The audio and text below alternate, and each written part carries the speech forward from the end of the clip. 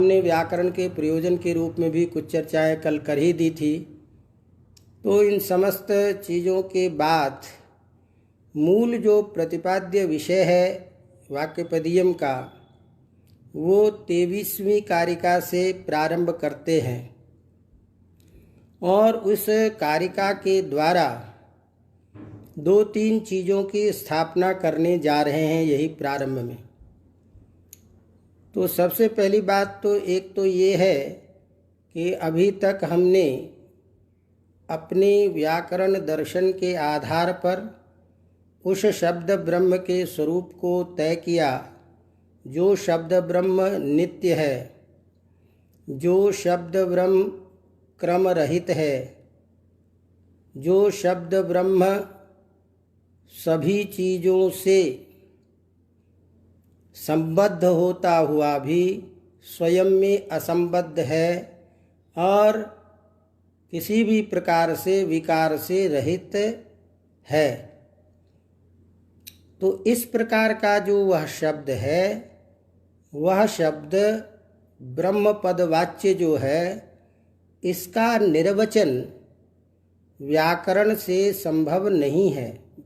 व्याकरण इस शब्द का उस परब्रह्म का निर्वचन नहीं करता है।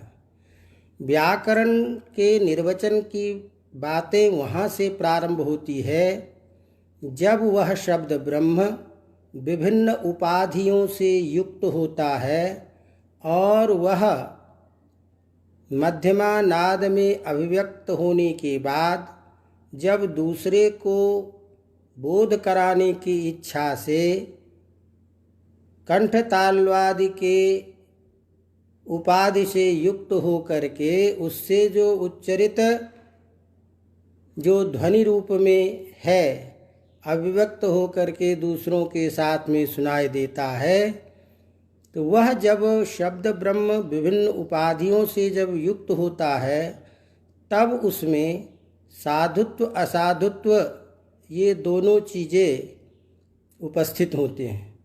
उस समय में जो व्याकरण के द्वारा शब्द का साधुत्व ज्ञान अपेक्षित है कि इसी प्रकार के शब्द का प्रयोग करना चाहिए, तो उपाधि युक्त होने के कारण उसमें साधु असाधु दोनों का व्यवहार एक जगह एक स्थान पर उपस्थित हो जाता है, स्थिति उपस्थित हो जाती है। और वह जो शब्द ब्रह्म है वह अपने ही स्वरूप को उपाधियों से युक्त हो करके जो शास्त्रीय जो हमारा वैदिक शब्द है उस रूप में भी उपस्थित होता है, जो लौकिक शब्द है उस रूप में भी उपस्थित होता है और समस्त व्यवहार का कारण बनता है।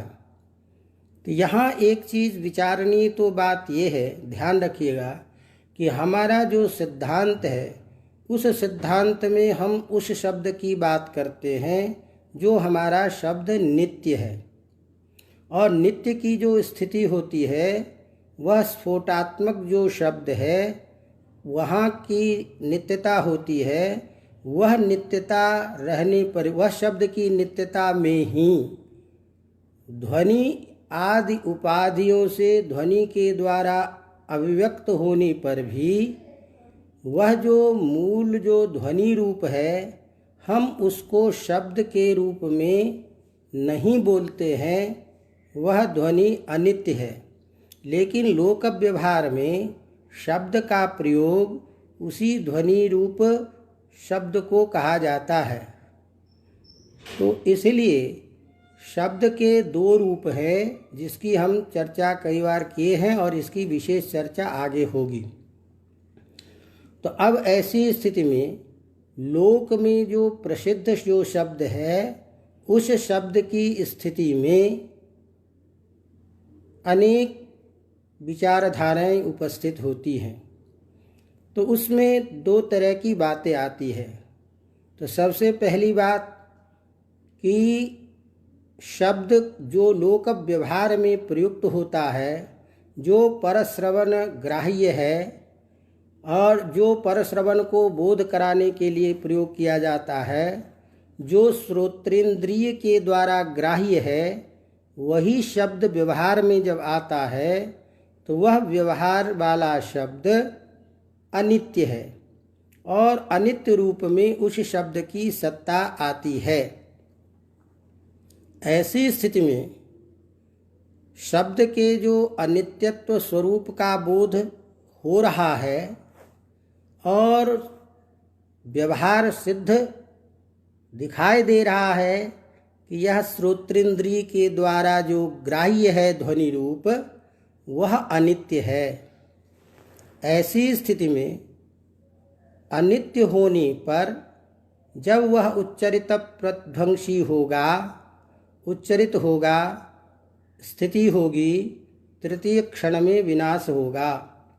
ऐसी स्थिति में अनित्य शब्दों का निर्वचन व्याकरण कैसे करेगा?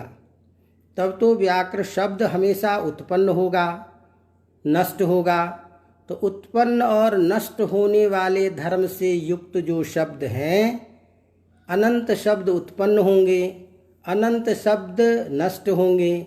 तो उत्पन्न और नष्ट होने वाले जो अनेक शब्द हैं, उन शब्दों का निर्वचन संभव नहीं है। ऐसी स्थिति में इस व्याकरण की क्या उपयोगिता है? व्याकरण लेके आप करेंगे क्या? क्योंकि जिसका अनुशासन करने जा रहे हैं, तो उदाहरण के तौर पे जिसको आप नित्य कहते हो, आप अपने घर में नित्य कहते रहिए, आपका आंतर शब्द स्फोट नित्य होता रहे, कोई दिक्कत नहीं है। आप अपने मन में ही उस शब्द की नित्यता को लेकर के ढोल नगारे बजाते रहिए, हमको कोई दिक्कत नहीं है। लेकिन लोक व्यवहार में जिस शब्द का प्रयोग देखा जा रहा है और श्रवण इंद्रिय के द्वारा जो ग्राह्य जो ध्वनि रूप है, ऐसी स्थिति में उस शब्द के अनित्य होने पर जब शब्द अनित्य होगा, तो उस अनित्य शब्द का व्याकरण के द्वारा निर्वचन कभी संभव नहीं है। ये एक स्थिति बन गई। तो पहले इस स्थिति को ध्यान में रखते हुए हमारे शास्त्रकार उसी शब्द की जो लोक व्यवहार होता है वह किस कारण से होता है, लेकिन हम अपने शब्द और उसके अर्थ और उसके संबंध को किस रूप में स्वीकार करते हैं, इस बात को बताने के लिए शब्दार्थ संबंध स्थापित करने के लिए और उस शब्दार्थ संबंध को नित्य बताने के लिए, जब नित्य शब्द की स्थिति होगी तो उसके निर्वचन में कोई दिक्कत नहीं होगी और व्याकरण उसी प्रकार के शब्द का निर्वचन करता है। यह सिद्धांत रखते हुए इस कारिका का प्रारंभ कर रहे हैं। तो आज जो हमारी यह कारिका का प्रसंग है वह है शब्दार्थ संबंध के विषय में। तो शब्दार्थ संबंध किस प्रकार माना जाता है, ऐसा स्वीकार किया जाता है, इस बात को कहने के लिए यहाँ से 23वीं कारिका को बता रहे हैं कि व्याकरण में शब्द भी नित्य है, अर्थ भी नित्य है और उसका संबंध भी नित्य है। अवगतम? तो व्याकरण की दृष्टि से शब्द, अर्थ और उसका संबंध, ये तीनों ही चीज़ें नित्य हैं। तो पहले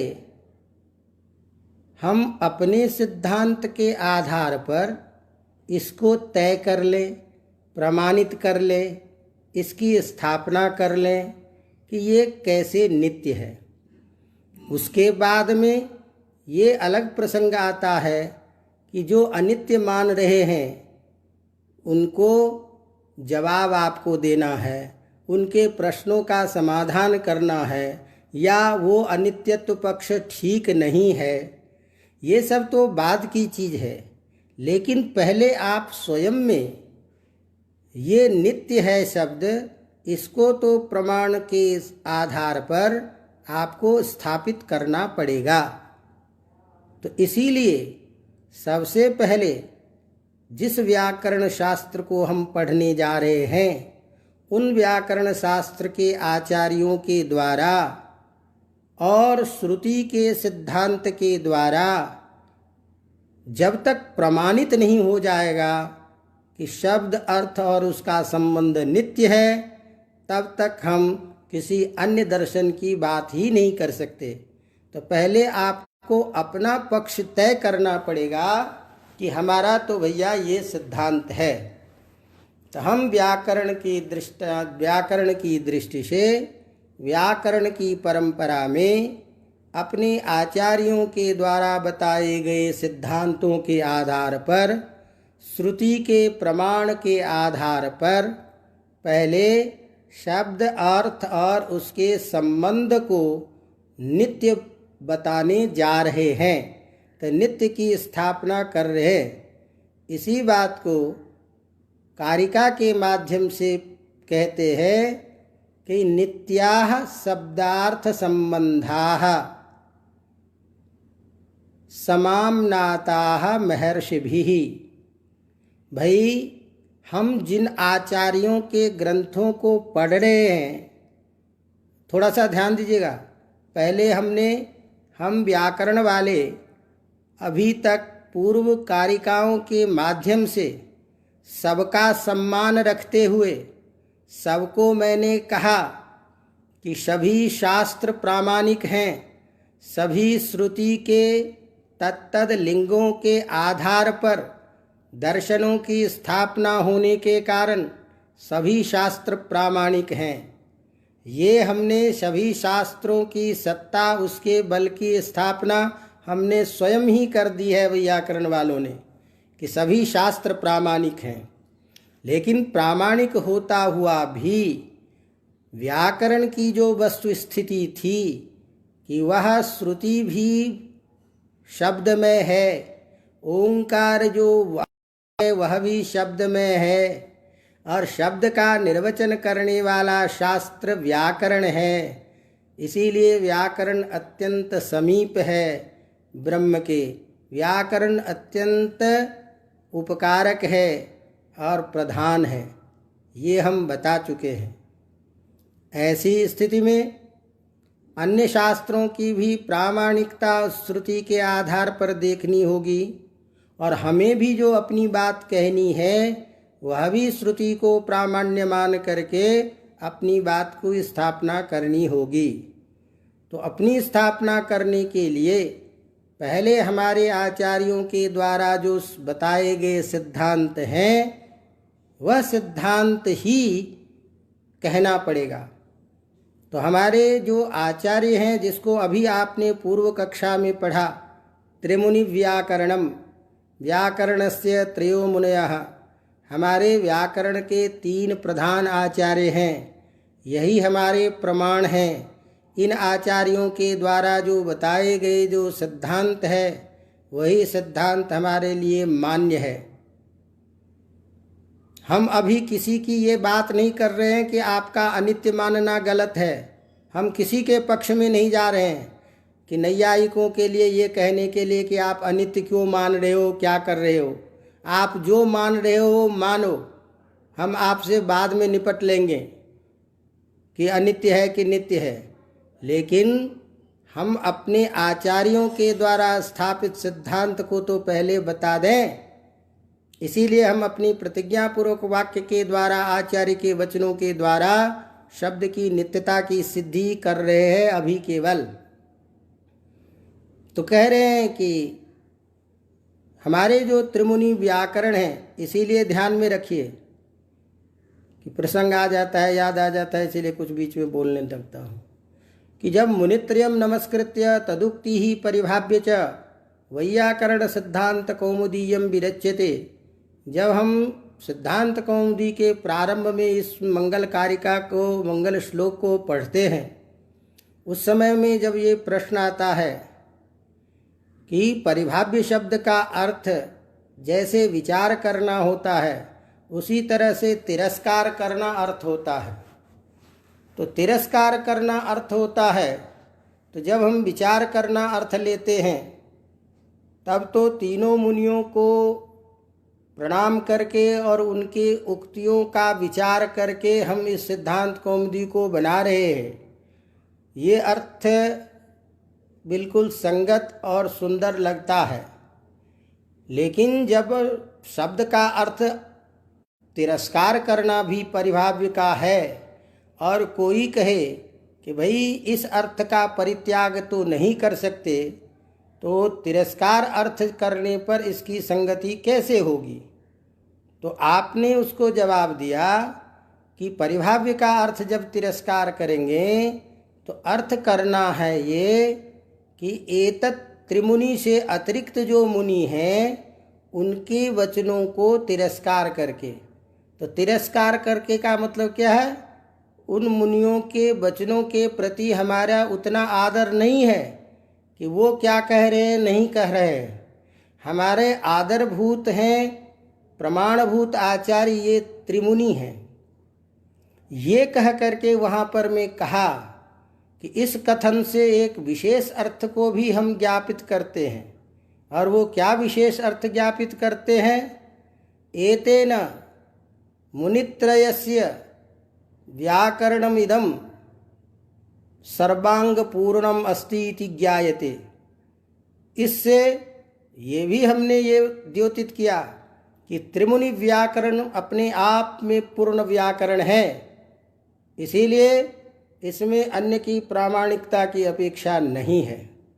तो एतेन अस्य व्याकरणस्य समूलत्वं ध्वनितम्, इससे इस व्याकरण का समूलत्व अपने आप में पूर्ण जो अर्थबोधकता है, जो शब्द के निर्वचन करने की क्षमता है, यह इस व्याकरण में है।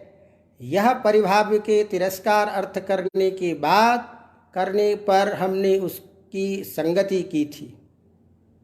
तो इसलिए पहले तो हमारा जो सिद्धांत है उन आचार्यों के द्वारा, तो त्रिमुनि हमारे लिए प्रमाण है।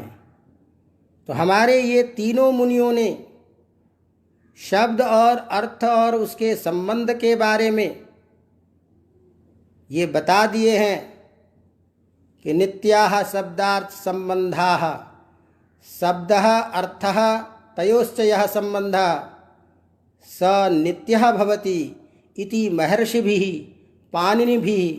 पाणिनिना कात्यायनेन पतंजलिना च एभिः त्रिभिः मुनिभिः समाम्नाताः कथिताः उद्बोधिताः सिद्धांततया प्रख्यापिताः सन्ति। हमारे तीनों मुनि ये स्थापित कर दिए हैं कि भैया ये शब्द अर्थ और उसका संबंध तीनों नित्य है। इसीलिए हम अपनी आचार्य परंपरा के द्वारा पहले आपको बता दें कि ये शब्द अर्थ संबंध नित्य है, फिर अनित्य है, इसकी चर्चा तो हम आपके साथ करते रहेंगे।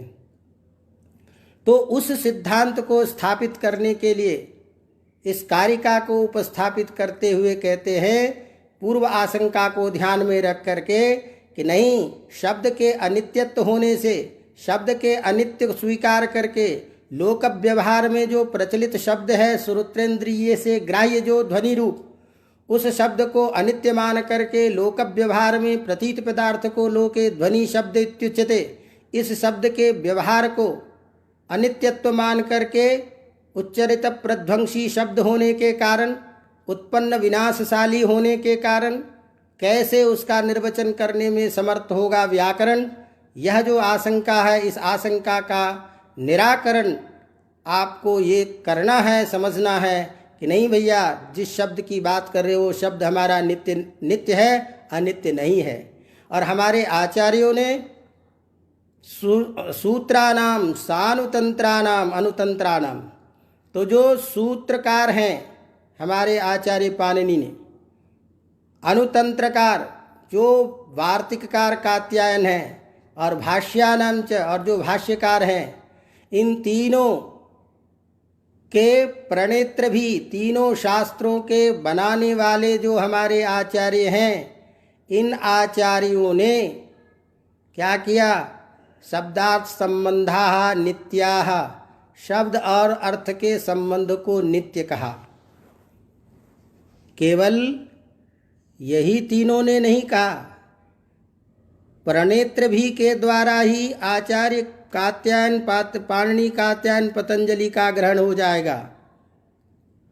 तो जब सूत्राणाम सानुतंत्राणाम भाष्यानांच प्रणेत्र भी इनके द्वारा यही कहने से ग्रहण हो जाएगा कि हमारे ये आचार्य जो हैं, लेकिन ये आचार्य कैसे हैं उसको विशेषण रूप में जो महर्षि भी दिए हैं पद, एवं प्रणेत्र भी महर्षि भी शब्दार्थ संबंधा समामनाता, इनके बनाने वाले जो ये महर्षि हैं, तो महर्षि शब्द का विशेषणतया हमारे आचार्यों के साथ में जोड़ना तो ठीक है ही, लेकिन उस महर्षि भी के द्वारा हम तत्तद आचार्यों के द्वारा ऋषियों के द्वारा दृष्ट जो वैदिक मंत्र हैं, जो हमारे उपनिषदादि हैं, उनमें भी जो नित्यता की बातें कही गई है वो भी हम प्रमाण के रूप में उपस्थापित करते हैं। और उस प्रमाण के द्वारा, क्योंकि जब तक श्रुति प्रामाण्य से प्रमाणित नहीं होगा तब तक आचार्य के भी कथन की प्रामाणिकता को हम नहीं स्वीकार करते। ऐसी स्थिति में श्रुति मूलक होने के कारण ही हमारे आचार्य भी कह रहे हैं कि भैया ये सब प्रामाणिक है, शब्द शब्द अर्थ संबंध नित्य है।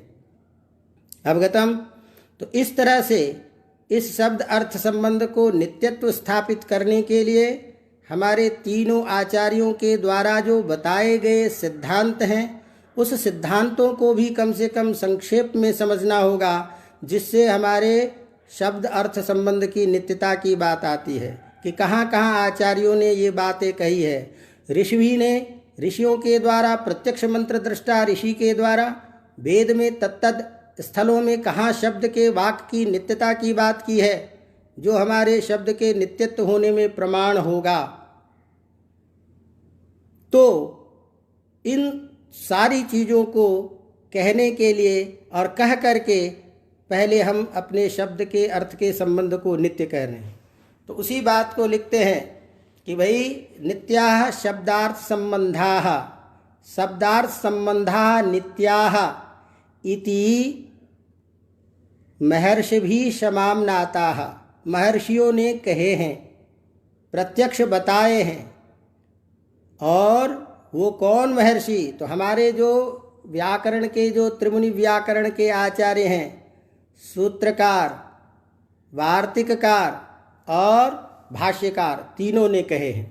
तो अब इस तरह से ध्यान रखिए, तो सूत्रकार ने कैसे शब्द के नित्यत्व की बातें की है, तो इसके लिए प्रमाण उन सूत्रकार के वचनों को रखना होगा। तो प्रमाण सामान्य रूप से उपस्थापित करते हैं, कहते हैं कि ये शब्द और अर्थ, ये संबंध तीनों नित्य हैं। कहा कैसे? तो उसमें दो सूत्र रखते हैं। एक सूत्र रखते हैं पृषोदरादीन यथोपदिष्टम, और एक सूत्र देते हैं तद अशिष्यम संज्ञा प्रमाणत्वात्। सीधे सीधे पहले तात्पर्य आप लोग समझ लीजिए कि हमारे आचार्य ने एक सूत्र विशेष बनाए हैं, पृषोदरादीन उपदिष्टम, माने पृषोदर आदि शब्द जो हैं, तो मैंने आपको शायद पहले भी कहा था कि एक जैसे जो शब्द होते हैं और उन शब्दों से कोई विशेष नियम करना होता है, तो प्रत्येक शब्द से अलग अलग नियम नहीं करते, उसका एक गण बना लेते हैं, समुदाय।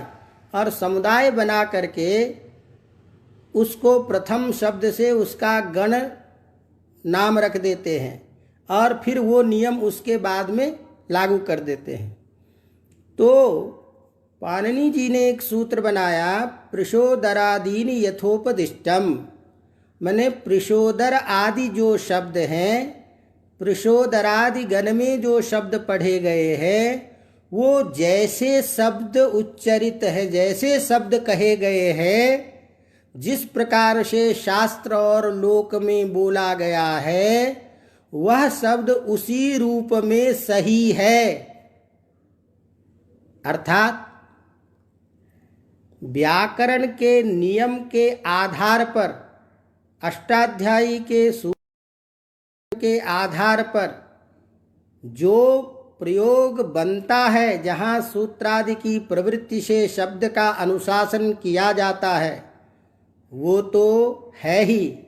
लेकिन ऐसे जो शब्द जिसमें व्याकरण के अष्टाध्यायी के नियमों की प्रवृत्ति नहीं होती है, लेकिन लोक व्यवहार में, शास्त्र में वह विशेष अर्थ को बताने के लिए साधु माना गया है, ऐसे शब्दों का जिस रूप में परंपरा से, अनादि परंपरा से शास्त्र में प्रयोग हो रहा है, वह उसी रूप में साधु माना जाता है। साधु है, उसको गलत नहीं कह सकते। यह उन्होंने कहा। उदाहरण के तौर पे मान लीजिए आपको मैं कहूँ, आप लोग बहुत सारे प्रयोग अपन पढ़ते हैं बहुब्रीहि समास में। तो बहुब्रीहि समास में जब बहुत प्रयोग पढ़ते हैं तो कहते हैं उन्नता दंता यस्य स दंतुरः। उन्नत ऊंची दांत है जिसको, उसको क्या कहेंगे? दंतुर।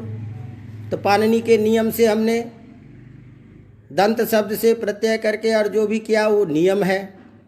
उन्नसाह विन्नसाह ये प्रयोग बना लेते हैं। हमने कहा लंबम उदरम यस्य स लंबोदरः। तो लंब शब्द है, उदर है पेट जिसका, उसको लंबोदर बोलेंगे।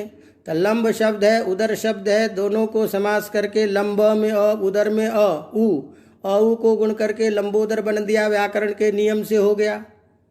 आपने पढ़ा, रघुवंश में पढ़ा, कुंभोदरम नाम निकुंभ मित्रम। तो कुंभ इव उदरम यस्य स। तो इस तरह से सब जगह समास हो रहा है। तो ऐसी स्थिति में ये सारे शब्द बन रहे हैं व्याकरण के नियम से। अब ऐसी ही इसी अर्थ को बताने के लिए जिसके पेट चौड़ी है, पेट जिसका मोटा हो, जो पेट जिसका फैला हो, उस व्यक्ति को हम कहेंगे पृषोदर। तो पृषोदर जो शब्द का प्रयोग होता है, तो एक शब्द है पृषत और एक शब्द है उदर। तो पृषत उदरम यस्य, इस अर्थ में जब समास करेंगे तो पृषत में तो है, आगे उदर है। तो अब तो जो है ये जब तक रहेगा पृषोदर शब्द नहीं बनेगा। और व्याकरण में कोई तो का लोप करने वाला सूत्र नहीं है। तो ऐसी स्थिति में यहाँ पृषोदर शब्द बन कैसे गया? लेकिन पृषोदर शब्द अनादि परंपरा से प्राप्त है। तो अनादि परंपरा से जब प्राप्त है, साधुत्व है, लोक व्यवहार में प्रयोग है, तो पाणिनि जी ने ऐसे जो शब्द शास्त्र सिद्ध है, जो शब्द शास्त्र प्रयुक्त है, उनको कहा कि ये शब्द जिस रूप में हैं उसी रूप में साधु कहे जाते हैं, उसी रूप में इसका साधुत्व बोध होता है। तो यदि मान लीजिए शब्द अनित्य होता तो ये अनादि परंपरा से जो प्राप्त पृषोदर शब्द है, जिसकी साधुता बता रहे हैं, ऐसे शब्द की साधुता की स्थापना कैसे होगी? क्योंकि शब्द तो उच्चरित हुआ, खत्म हो गया। तो जब खत्म हो गया तो अनादि परंपरा से उसकी सत्ता कैसे बचेगी? तो इसका साधुत्व बोध कैसे होगा? तो इसका मतलब यह है कि शब्द नित्य है और उस नित्य शब्द का अनादि परंपरा से जो प्रयोग हो रहा है जिस रूप में, उसी रूप में उसकी सत्यता, साधुता मानी जाती है।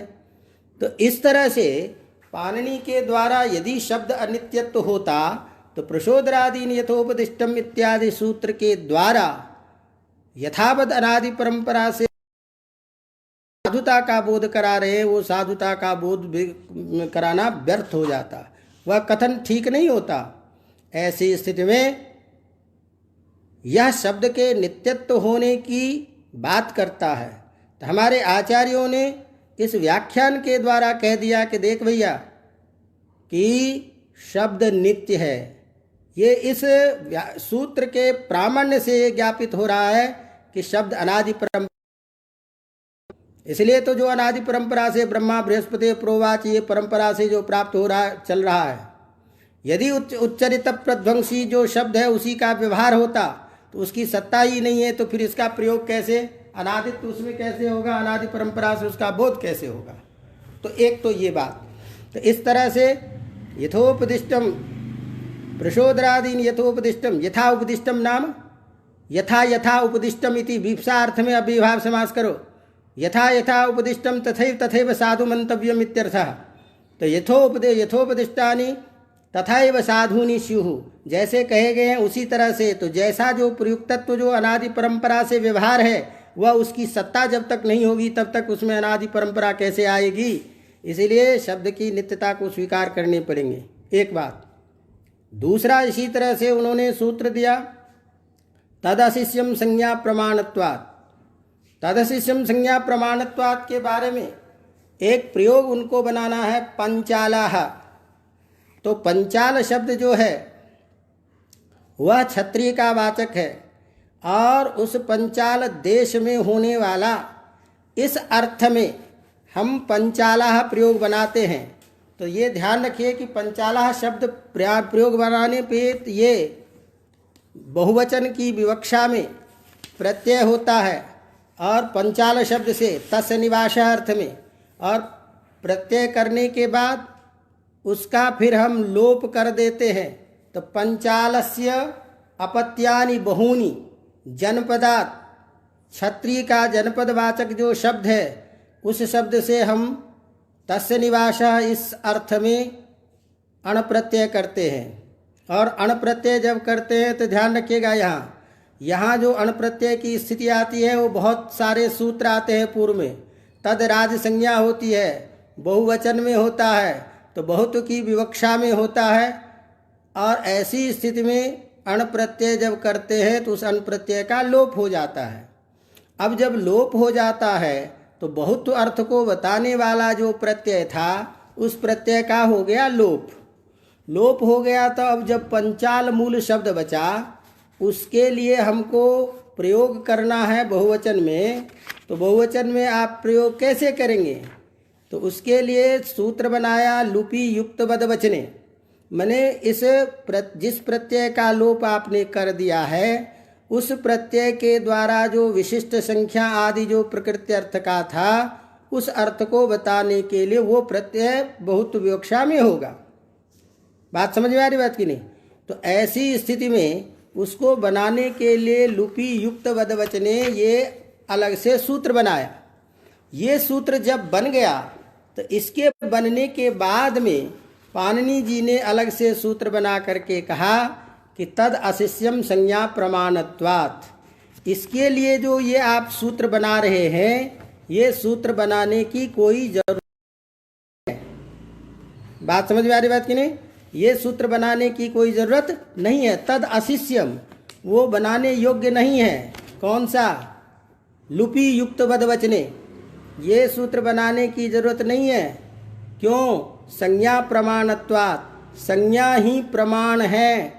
तो संज्ञा प्रमाण होने के कारण अर्थात संज्ञावाचक जो शब्द होता है उसमें लोक सिद्ध व्यवहार सिद्ध जो वचन विभक्ति परंपरा से प्राप्त होती आ रही है उसका प्रयोग अपने आप होता है अनादि परंपरा से।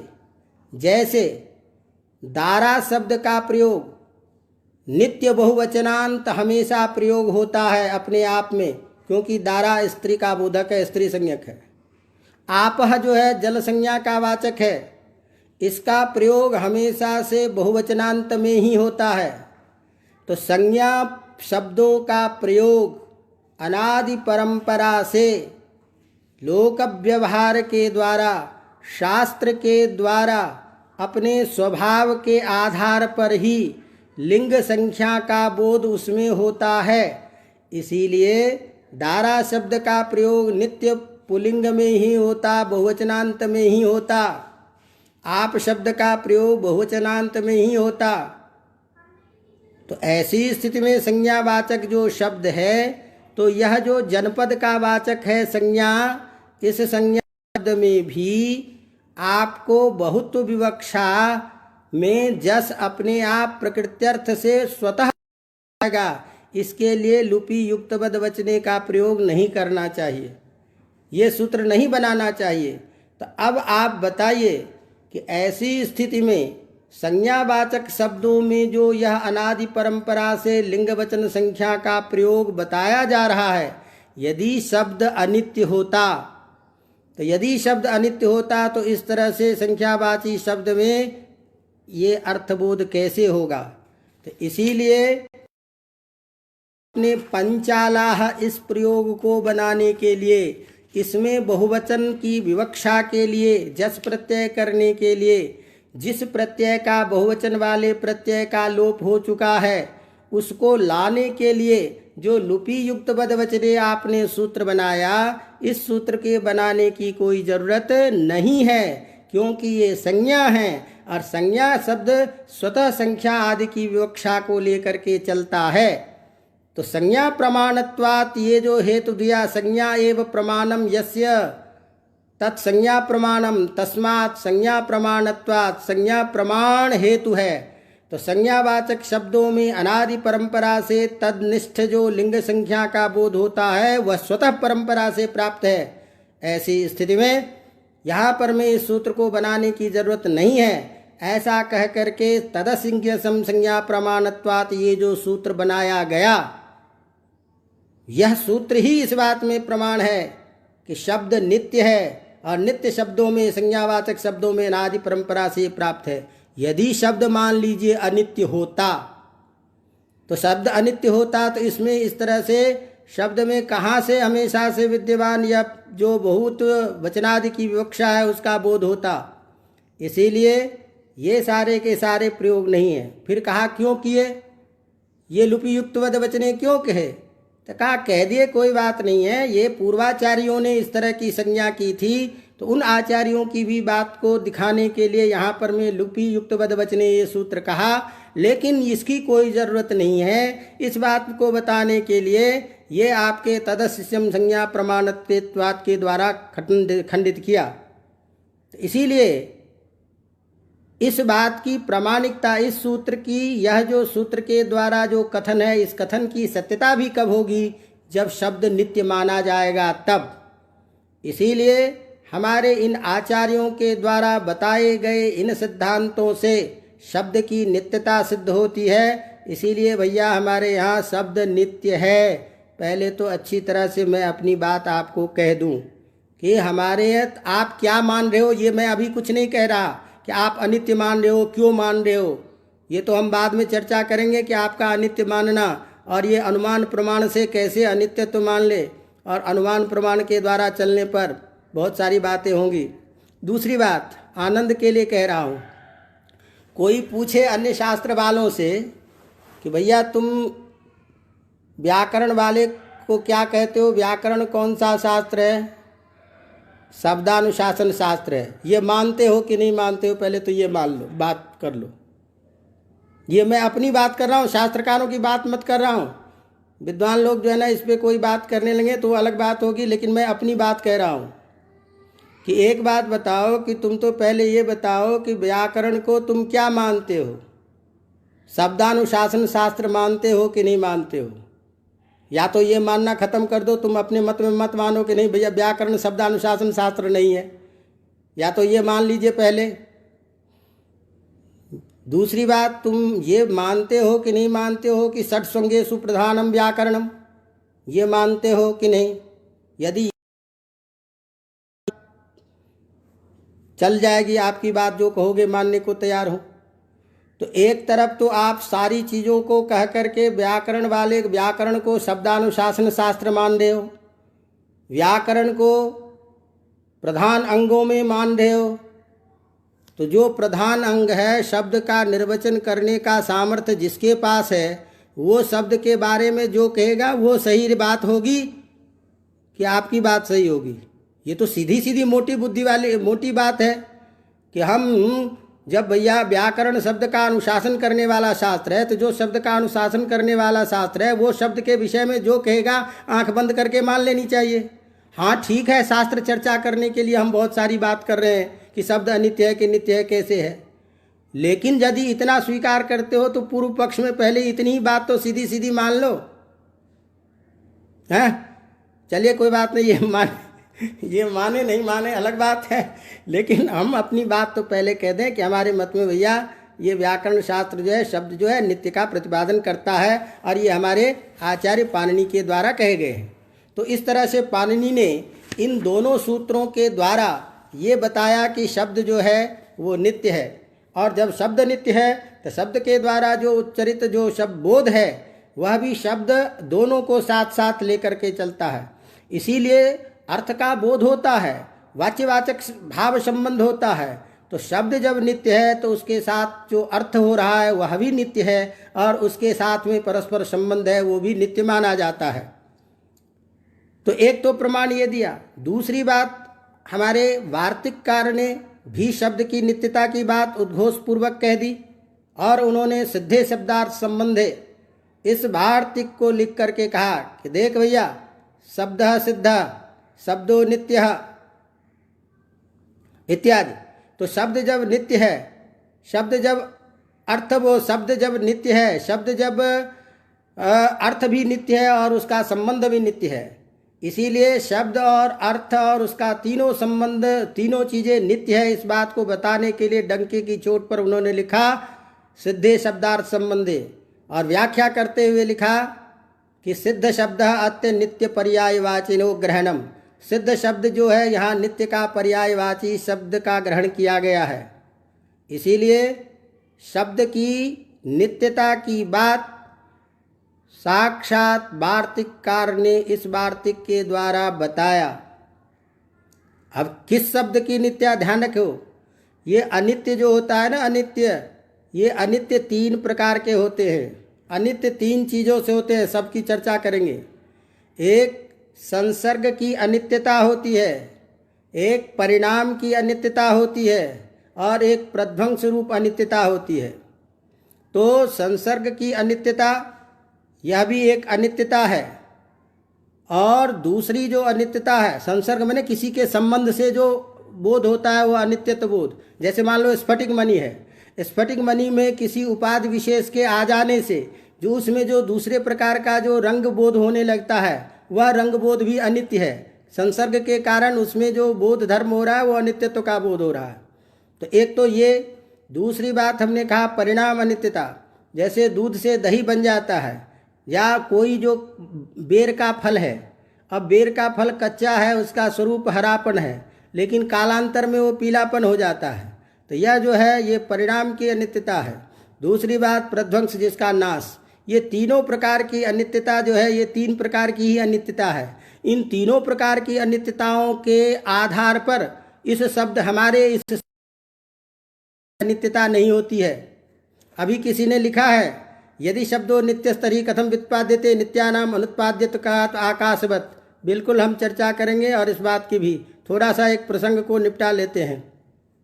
तो धीरे धीरे पहले हम अपनी बात रख लेते हैं कि हमारे आचार्यों के द्वारा जो बातें कही गई है, तो हमारे वार्तिककार ने सिद्धे शब्दार्थ संबंधे इस वार्तिक के द्वारा शब्द की नित्यता की बात की है।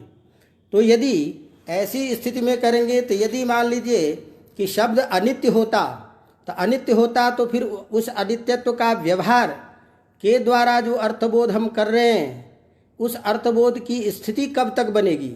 आप कहेंगे प्रवाह नित्यता है इत्यादि। प्रवाह नित्यता के द्वारा भी अंत में आप नित्यता स्वीकार कर ही रहे हैं उस प्रवाह में, और वो प्रवाह कहाँ से आ रहा है? वो शब्दगत में जाएगा ही। इसीलिए उस पक्ष में भी कदाचित नित्यता का बोध हो ही रहा है।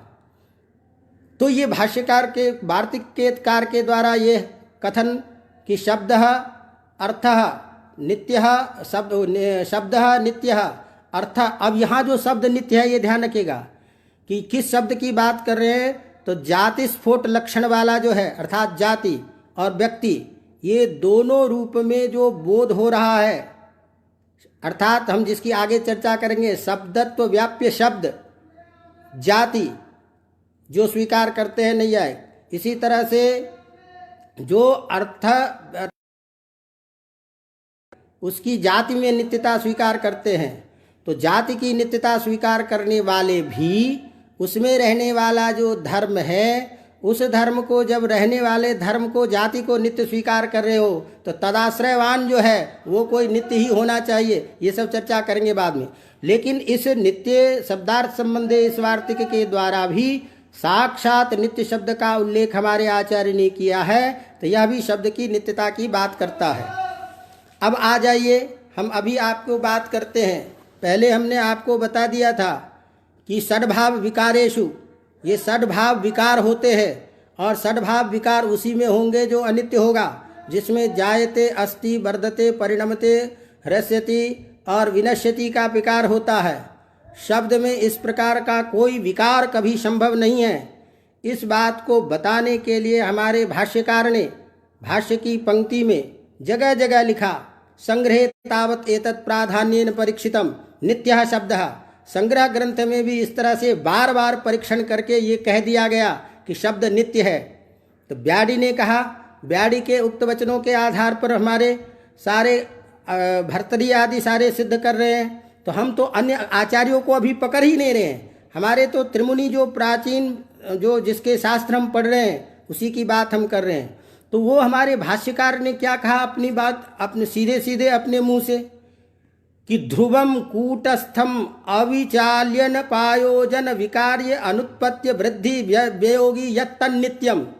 अर्थात जो ध्रुव हो, जो कूटस्थ हो, जो अविचाली हो, जो अनुपायोजन हो, जो अविकार्य हो, जो अनुत्पन्न हो, जिसमें वृद्धि इत्यादि का भाव न हो, ऐसा नित्य है, उसको नित्य कहते हैं। अब इस नित्यत्व के द्वारा ध्यान रखिए आप, ये जो इतने लंबे चौड़े नित्य की परिभाषा दी है, इसके पीछे बहुत कारण है। क्योंकि अनित्यत्व होने पर जो जो आपने धर्म बताया था षड्भाव विकार वाला, तो षड्भाव विकार के द्वारा जायते, अस्ति, वर्धते, विपरिणमते, ह्रस्यति इत्यादि जितने भी विकार दिए हैं, इन सारे विकारों से रहित जो होता है उसी को नित्य कहते हैं। इस बात को बताने के लिए यहाँ पर में ये सारे लक्षण किए गए हैं। तो ध्रुवम और कूटस्थम, तो ध्रुव भी क्या है, स्थिरता को बोधक करता है, कूटस्थ भी स्थिरता को बता रहा है, लेकिन दोनों में अंतर है। तो ध्रुव और कूटस्थ, इन दोनों शब्दों के द्वारा संसर्ग की जो अनित्यता है, संसर्ग रूपी जो अनित्यता है, किसी संबंध विशेष से जो अनित्य पदार्थ का बोध होता है, उसका खंडन कर रहे हैं।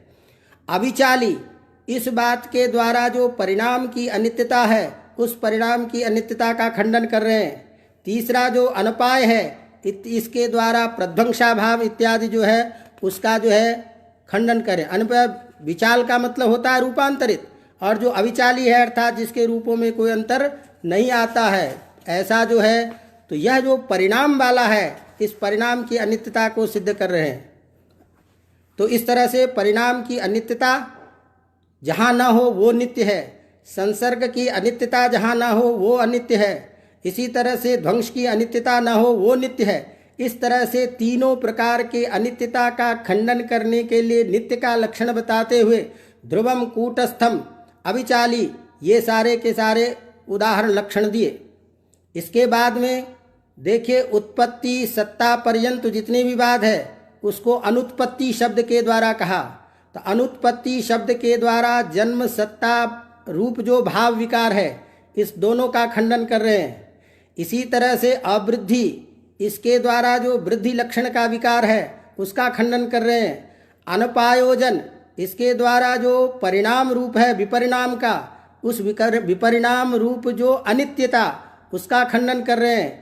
अनुपायजन जो है, इस अनुपाय के द्वारा जो अपक्षरण, क्षीयते, जो पंचम विकार है उसका खंडन कर रहे हैं। और अंत में अव्यय कह करके जो विनाश रूप जो अनित्यता है उसका खंडन कर रहे हैं। तो इस प्रकार के ये सारे के सारे अनित्य होने के जितने भी गुण धर्म हैं, वो गुण धर्म किसी भी हमारे प्रकार से हमारे शब्द में नहीं है। इस बात को स्वयं भाष्यकार ने अपनी बातों में ध्रुवम, कूटस्थम, अभिचाली, अनपायोजन, अव्यकार, अनुवृत्ति, अनुवृद्धि, व्ययोगी यत्तन्नित्यम, ये करके कहा।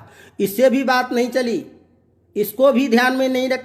इसके साथ साथ जो हमारे नैयायिकों के द्वारा स्वीकृत किया गया जातित्व है, जाति इत्यादि की नित्यता, उस नित्यता को भी ध्यान में रख करके कहा। आकृति की नित्यता को ध्यान में रख करके उन्होंने कहा तदपि, उसको भी नित्य कहते हैं। यस्मिन तत्वम न विहन्यते, जिसमें तत्व का विनाश नहीं होता है, उसको भी हम नित्य कहते हैं। इस तरह से उस आकृति की नित्यता को भी बोध कराया। तो हमारी यह जो शब्द के बारे में निर्वचन करते हुए हमारे इस भाष्यकार के द्वारा जो कहा गया वचन है, ये सारे के सारे शब्द की नित्यता की स्थापना करता है। इसीलिए हमारे ये तीनों आचार्य शब्द की नित्यता को स्वीकार कर रहे हैं। हमने कहा अब यदि आप ये हमको कहो कि आप जो ये शब्द की नित्यता की बात कर रहे हो, ये अपने मन में ख्याली पुलाव बना रहे हो कि इसका कोई प्रमाण होगा, क्योंकि हम उसको तब तक नहीं मानेंगे जब तक उसका लोक संबद्ध व्यवहार नहीं देखा जाएगा। हमने जो शब्द की अनित्यता की बात की, नैयायिक आदि, हम लोक सिद्ध व्यवहार को देख करके कह रहे हैं। तो हमारे भाष्यकार कहते नहीं, ऐसा नहीं है भैया, हमारा भी सारा व्यवहार लोक सिद्ध है और शास्त्र सिद्ध है। तो लोक सिद्ध व्यवहार को देख करके कहते हैं कि जब ऐसी स्थिति होती है तो आप कैसे करेंगे, आपके यहाँ प्रमाण क्या होगा। तो भाष्यकार सूरत लिख रहे हैं, पसपसानिक में ही लिखते हैं, लोकतः लोकतः ये सिद्ध को देखा जाता है कि लोक में इस तरह के व्यवहार को देखा जाता है। सिद्ध कथम ज्ञायते सिद्धा शब्दों अर्थः संबंधस्य, ये आपको कैसे पता चल रहा है कि सिद्ध शब्द है, सिद्ध अर्थ है और सिद्ध संबंध है, ये पता कैसे चला। तो जवाब देते हैं भाष्यकार वार्तिक के द्वारा, लोकतः, लोक के द्वारा ही शब्द के नित्य होने का प्रमाण है। तो शब्द के नित्य अनित्य होने में लोक व्यवहार ही प्रमाण है। क्यों कि शब्द के द्वारा अनादि व्यवहार परंपरा से ही यह देखा जाता है शब्द का प्रयोग करना। क्योंकि किसी भी शब्द का जब हम प्रयोग करते हैं तो कोई भी वस्तु सामने में क्यों न हो, लेकिन उस वस्तु का ज्ञान, उस वस्तु का बोध नहीं होगा। सामने में कोई चीज़ है भी, लेकिन होने पर भी उसका व्यवहार बिना शब्द का चलेगा नहीं। जब तक हम नहीं कहेंगे कि घट शब्द माने, तो घट शब्द का प्रयोग नहीं करेंगे। ऐसी स्थिति में घट शब्द के प्रयोग के बिना वह उसका व्यवहार नहीं देखा जाता है। तो ये घटादि जितने भी है, तो शब्द जन्य जो व्यवहार है, वह व्यवहार अनादि परंपरा से, लोक व्यवहार से देखा जाता है। और उस व्यवहार के परंपरा के आधार पर शब्द और तदर्थ निमित्तक जो क्रिया करने वाला है, उस शब्द का उच्चारण करते हुए वो समझ जाता है। और जब बोलते हैं कि भाई घटमान है और उस पदार्थ विशेष के द्वारा बोध हो जाता है, तो घट शब्द के द्वारा उस अर्थ का आनयन कर लेता है। तो यह शब्द के द्वारा जो उच्चरित पदार्थ का बोध, उस पदार्थ का जो आनयन व्यवहार होता है, ये सारा का सारा व्यवहार शब्द की नित्यता को सिद्ध करता है। अतः नित्य शब्द के द्वारा ही हमारे शास्त्र की स्थापना होती है। यह शब्द नित्य है और दोनों में नित्य होने के कारण ये संबंध तो दोनों में परस्पर शब्द और अर्थ में ही होगा। इसीलिए शब्दार्थ को भी नित्य बोला। अब इसी बात को हमने जैसे कहा कि संग्रहे एतत् प्राधान्यं परिचितम् इत्यर्थः, शब्द पूर्व को अर्थ प्रत्यय नित्य है इत्यादि। तो ये जो चीज़ है, इस चीज़ को ध्यान में रखते हुए ये बातें आई। इतना ही नहीं, अब ये तो हमारे तीनों आचार्यों की बात हुई कि इन्होंने कहा नित्य है, लेकिन श्रुति के प्रमाण के आधार पर, ऋषियों के आधार पर जो हमारी शब्द की नित्यता की बात आएगी, वह श्रुति प्रमाण क्या है। तो उसके लिए हमारे ऋग्वेद का ये प्रमाण देते हैं कि ऋग्वेद का मंत्र है एक वाच और तैत्तरीय संहिता में, वाचा विरूप नित्यया शब्दम ज्योतिषी इत्यादि। तो यह एक मंत्र दिया है जिसमें वाणी की नित्यता, शब्द की नित्यता का व्यवहार करते हुए उसका प्रयोग बता को लिखते हुए ये कह रहे हैं, वाचा निरूप नित्य विरूप नित्यया वृष्णोचोदस्व सुष्टितिम इत्यादि मंत्र में वाणी के शब्द के प्रयोग को स्पष्ट रूप से नित्यत्वेन उल्लेख किए हैं आचार्य जी, हमारे मंत्र दृष्टा ऋषि। इसीलिए इन सारे प्रमाणों से, हमारे यहाँ श्रुति प्रामाण्य से, आचार्य के सिद्धांत के आधार पर शब्द की नित्यता की बात की गई है। इसीलिए अर्थ नित्य है, उसका संबंध नित्य है। और जब ये तीनों चीज नित्य है तो इस नित्य शब्दों का अन्वाख्यान करने में कोई दिक्कत नहीं है। इसका अन्वाख्यान व्याकरण करता है। अवगतम? इसीलिए आपने जो प्रश्न उठाया था पहले कि जब शब्द अनित्य है, उच्चरित प्रध्वंसी है, ऐसे शब्द का अनुशासन करने की जरूरत कहाँ पड़ेगी? व्याकरण अनुशासन कैसे करेगा? क्योंकि प्रतिक्षण शब्द उत्पन्न होगा, प्रतिक्षण नष्ट होगा, ऐसे का अनुशासन करना संभव नहीं है। तो हमने आपको बता दिया कि नहीं भैया, ये नित्य शब्दों का अनुशासन। इसीलिए जब हम श्रोत्र के द्वारा जो ग्राह्य, श्रोत्र ग्राह्यो गुणो रूपम शब्द, ये शब्द का जब लक्षण किए हैं तो वहाँ पर में कैयट स्पष्ट लिखते हैं कि जिस ध्वनि की बात कर रहे हो वो आपका भ्रम है। उस श्रोत्रेंद्रिय के द्वारा वही नित्य शब्द का ग्रहण होता है और केवल उस नित्य ग्रहण शब्द का व्यंजक वो ध्वनि होता है। तो कर्णगत जो शब्द है वह भी शब्द हमारा नित्य है और उस शब्द के नित्यत्व होने के कारण उसी शब्द का बोध होता है। अब जैसे कोई भी प्रयोग होता है तो ध्यान रखिए, अब उस शब्द में दो चीजें आ गई। एक शब्द में शब्दत्व भी रहता है और एक शब्द में साधुत्व रहता है। तो वैयाकरण शब्दत्व का निर्धारण नहीं करता है। अभी जो कुछ प्रश्न आया था, व्याकरण शब्दत्व का अनुशासन नहीं करता है, व्याकरण साधुत्व का अनुशासन करता है। तो वह जो शब्दत्व है, जो उपाधि होने के कारण उसमें शब्दत्व के साथ साथ साधुत्व भी घुस गया, बैठा हुआ है, उस साधुत्व का निर्वचन व्याकरण शास्त्र करता है। अतः इन सारे प्रमाणों के द्वारा, हमारे आचार्यों के द्वारा शब्द और अर्थ उसके संबंध की नित्यता की बात की गई। अतः ऐसे शब्दों का ही निर्वचन हम करेंगे जो मध्यमानाद से स्फुट हुआ है और जो उच्चारण की विवक्षा से बाहर दूसरे को बोध के लिए बोला जाता है। उस तत्समय जो उपाधिग्रस्त जो हमारा बोध है शब्द का, उस शब्द का निर्वचन करते हैं। इसीलिए मैंने आपको कहा कि कल भाष्यकार सीधे प्रश्न उठाते हैं, केशाम शब्दानाम का कह करके प्रयोग क्या दे रहे हैं? वैदिका नाम। तो वैदिक और वो लौकिक शब्द, उस शब्द की सत्ता का अस्तित्व कैसे बनेगा? उच्चरित प्रध्वंसी होने के कारण। इसीलिए लिपि रूप में दिखाई देने वाला वह जो सारा का सारा वर्ण है वह तो केवल प्रतीक मात्र है। उसमें जो अर्थबोधकता या ज्ञान बोध है वो सारा नित्यत्व के कारण है। इसको मान करके हमारे व्याकरण परंपरा में शब्द की नित्यत्व की बात की गई है। इसको बताने के लिए यह कार्य, एक अलग बात है कि और बद तो व्याघात हो गया व्याकरण के लिए। जैसे अभी किसी ने प्रश्न किया, प्रश्न ये किया कि भाई जब शब्द आप कह रहे हो कि नित्य है, तो नित्य जो शब्द है वो पहले से नित्य शब्द का इसी तरह से अनादि परंपरा से साधुत्व का ज्ञान हो जाएगा, उसके लिए व्याकरण क्या करेंगे? है क्या ना? तो इस तरह के प्रश्न होते हैं। अब ये सब सारी की सारी जो चीज़ें हैं इसकी विशेष चर्चा करेंगे। अरे यार समय बहुत हो गया, इसलिए आज इसको यहीं विराम करता हूँ। और आपकी ये कारिका, हाँ ये अलग पक्ष है कि नैयायिकों ने अनित्य माना तो अनित्य मानने, तो हमारे यहाँ कहा जाता है कि नैयायिकों के द्वारा किया गया जो अनुमान है यह अनुमान बाधित अनुमान है। इसीलिए बाधित अनुमान उदाहरण सब देता है कि ये जो है नरकपालः शुचि प्राणिंगत्वात् इत्यादि अनुमान वाक्य के द्वारा यह बाधित अनुमान है। इसी की तरह यह बाधित अनुमान है, इसीलिए इसको माना जाए। अब वो तो एक अलग परंपरा है कि शास्त्रार्थ की परंपरा, लेकिन हम जो अनुशासन करने जा रहे हैं शब्द और अर्थ उसके सब।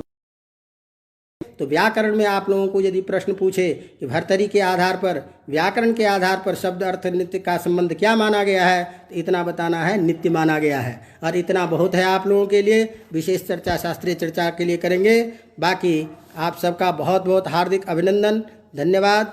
और फिर इसी तरह से अपन जो मुख्य प्रतिपाद्य विषय है उस पर चर्चा करेंगे। और फिर हाँ, कल आप लोगों का अवकाश रहेगा, लेकिन हमारे आचार्य के बच्चे हैं जिनका लघुशब्दंत शेखर का कारक प्रकरण में स्वतंत्र कर्ता से रह गया था, तो उसकी हम कुछ चर्चा विशेष करेंगे एक डेढ़ अपनी ये कक्षा। और कल सब लघुशब्दंत शेखर के हमारे उन बच्चों के लिए व्याख्यान होगा। वो आप सबकी बड़ी कृपा होगी कि आप सब भी उपस्थित रहेंगे। तो लेकिन वो कल एक अलग संडे को मुझे उसको भी देखना पड़ेगा। तो कल हम लघुशब्दंत शेखर कारक प्रकरण में अपना जो उसका शेष भाग रह गया था कुछ तृतीया विभक्ति से, उसको लेकर के कुछ चर्चा करेंगे प्रधान सूत्रों के साथ। धन्यवाद और आपसे विदा लेता हूँ।